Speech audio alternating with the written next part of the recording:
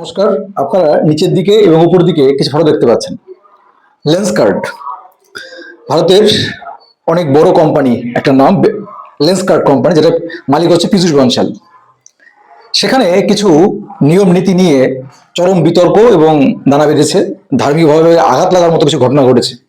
দেখতে পেয়েছেন পীযূষ বনশালের যে কোম্পানি, সেখানে তার যে কর্মচারীরা কাজ করেন, সেই কর্মচারীদের যারা হিজাব পরে আসবেন তাদের কোনো সমস্যা নেই, তারা এন্ট্রি করতে পারবেন। অথচ যারা কপালে তিলক, বিন্দি, হাতে শাখা পলা মানে এই জাতীয় কিছু পরে আসা যাবে না, রেস্ট্রিকশন ছিল।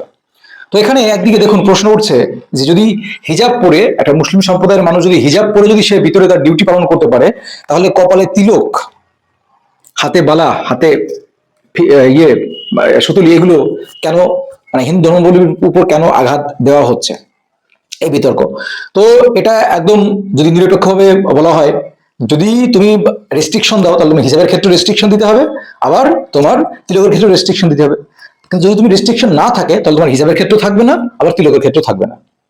তো এই দোগলা নীতি বন্ধ করতে হবে, দোগলা নীতি পুরোপুরি বন্ধ করতে হবে। কারণ ভারতবর্ষ, আপনারা বলেন যে ধর্মনিরপেক্ষ, সবাই একসঙ্গে মিলেমিশে থাকবে, সবার জন্য এক নিয়ম, এক দেশ এক নিয়ম, তার নিয়ম কেন আলাদা হবে? এটা আমার মত।